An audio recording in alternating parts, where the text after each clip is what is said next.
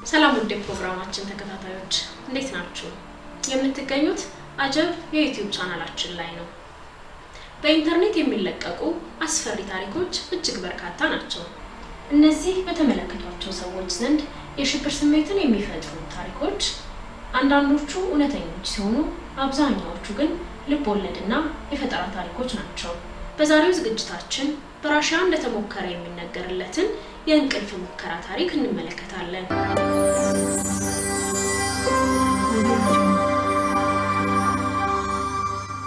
ለመጀመሪያ ጊዜ ነሐሴ 10 2010 የተለቀቀው ይህ ታሪክ እንደ አውሮፓውያን አቆጣጠር በ1947 በሶቪየት የምርምር ማዕከል በድብቅ ስለተካሄደው ሙከራ ይዘግባል።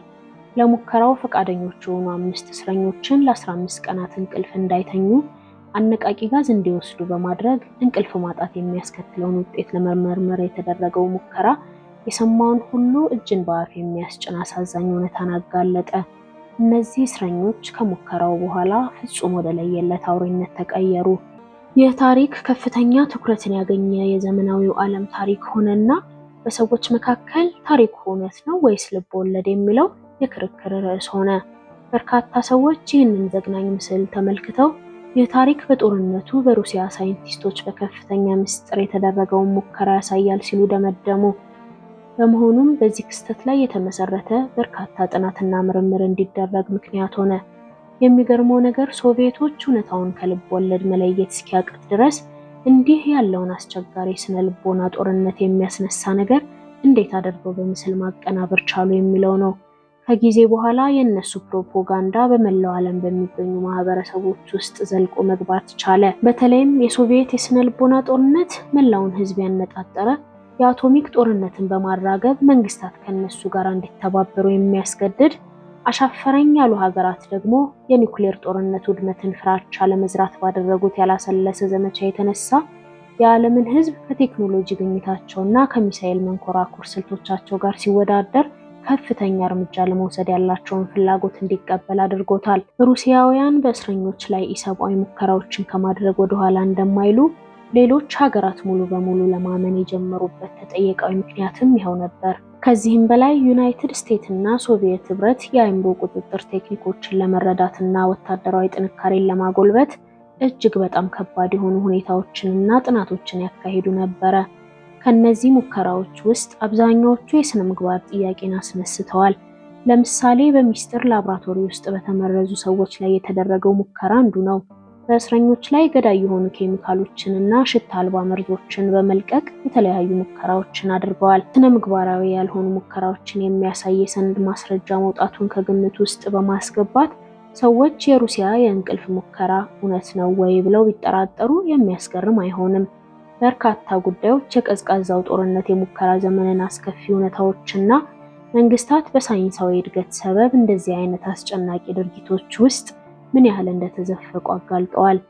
የሩሲያ ተመራማሪዎች በሁለተኛው የዓለም ጦርነት ወቅት የተማረኩ 5 እስረኞችን ለ15 ቀናት ያህል ነቅተው እንዲቆዩ በሚደረገው በዚህ ሙከራ ላይ ከተሳተፉ ሙከራው ሲጠናቀቅ ነፃ እንደሚለቀቁ ቃል ይገቡላቸዋል።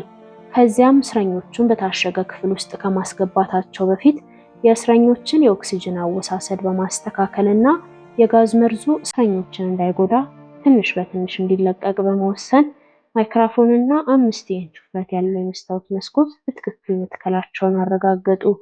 ከዚያም እስረኞችን በክፍል ውስጥ ካስገቧቸው በኋላ ጋዙን ትንሽ በትንሽ በፓምፕ አማካኝነት ወደ ክፍሉ መልቀቅ ጀመሩ።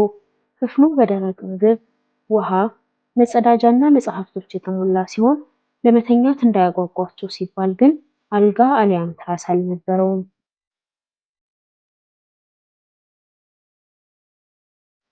ሙከራው ሲጀመር እስረኞቹ ደህና ይመስሉ ነበረ።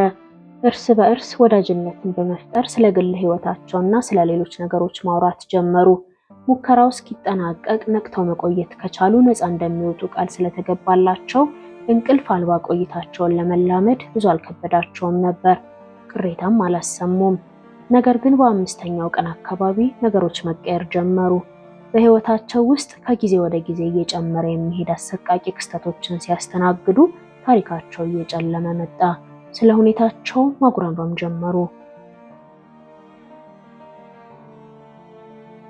በአንዳንድ ያልተለመዱ መንገዶች አንዳቸው ከሌላኛቸው ራሳቸውን በማግለል የተጀመረው የእስረኞች እንቅስቃሴ ብዙም ሳይቆይ መጮህ፣ ቆዳቸውን መቧጨርና ልብሳቸውን መቅደድን አስከተለ። በ9ኛው ቀን ካሜራዎቹንና ማይክሮፎኖቹን ዘጓቸው። አንደኛው እስረኛ ያለማቋረጥ ለ3 ሰዓታት ያህል በመጮህ በክፍሉ ውስጥ ሲሯሯጥ ቆይቶ በመጨረሻ ድምፁ ጠፋ። ተመራማሪዎቹ ዝም ያለው የድምፅ ቱቦ ተሰንጥቆ ሊሆን ይችላል የሚል መላምትን አስቀምጠው ነበር። በመስታወት ግድግዳው ሲመለከቷቸው መጽሐፍቶቹን እየቀደዱና የገዛ ሰገራቸውን በመጽሐፍቶቹ ላይ እየለቀለቁ ተመለከቷቸው። እጅግ እንግዳና ግራ የሚያጋባ ነገር ነበር። እስረኞቹ ይህን ሁሉ የሚያደርጉት ጥልቅ በሆነ ዝምታ ከመሆኑም በተጨማሪ ከመደበኛው ሰው በብዙ እጥፍ የሚበልጥ ኦክስጅን መጠቀማቸውን አስተዋሉ። እናም ወደ ውስጥ ለመግባት ወሰኑ። በ14ኛው ቀን ማይክሮፎኑን ለመፈተሽ ወደ ውስጥ ሊገቡ እንደሆነ በመንገር ሁላቸውም ወለሉ ላይ በልባቸው ተደፍተው ከጠበቁ ከመካከላቸው አንድ እስረኛ እንደሚፈቱ ቃል ገቡላቸው።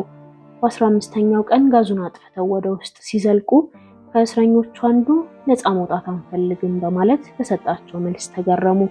ተመራማሪዎቹ ከእስረኞቹ አንዱ ሞቶና የአካል ክፍሎቹ በየቦታው ተበታትነው የቀሩት እስረኞች ደግሞ የሞተውን ጓደኛቸውን የአካል ክፍል እየተመገቡ ሲመለከቱ እጅግ በጣም ፈሯቸው። ጋዙ አይምሯቸውንና አካላቸውን ፈጽሞ ሊገምቱት ከሚችሉት በላይ እጅግ የከፋ ነገር እንዳደረጋቸው ተመራማሪዎቹ ተገንዝበዋል።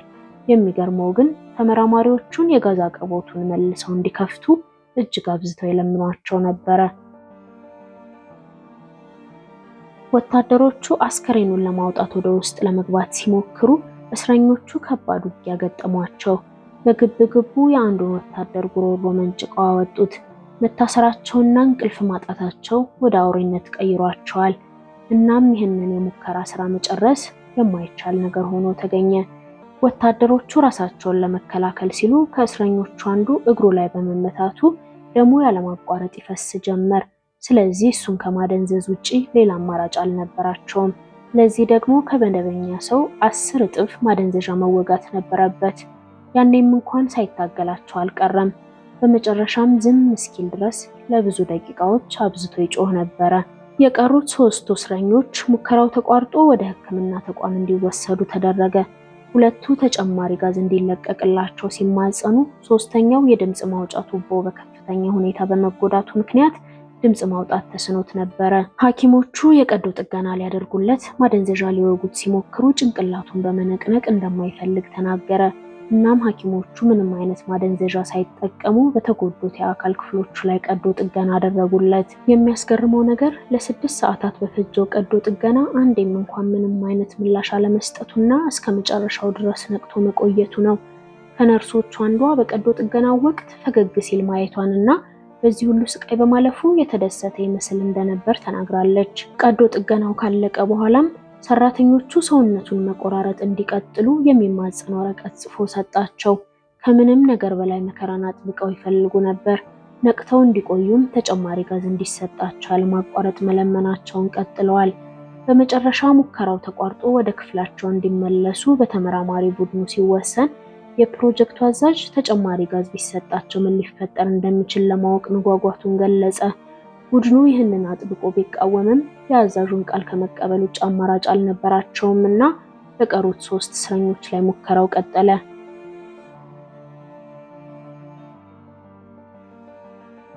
እስረኞቹ ጋዙ ሊለቀቅላቸው እንደሆነ ሲረዱ ደስተኞች ሆነው ነበር እና እስከዚያ ድረስ ነቅተው ለመቆየት የተቻላቸውን ያህል እየሞከሩ ነበረ።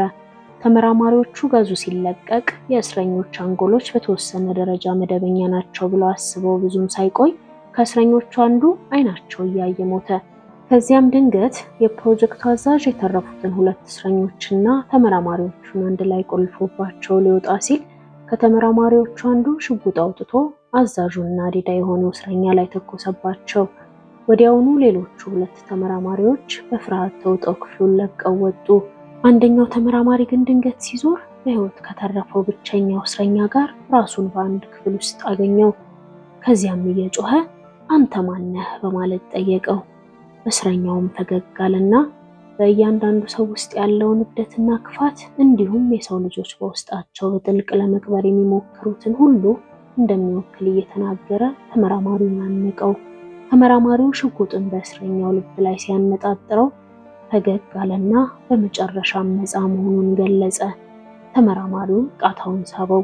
እውነት ግን በሩሲያ እንደተሞከረው እንቅልፍ ማጣት ይሄን ሁሉ ነገር ሊያስከትል ይችላል? እንቅልፍ ማጣት በሰው አእምሮ ላይ ከባድ ጉዳት ሊያደርስ ይችላል።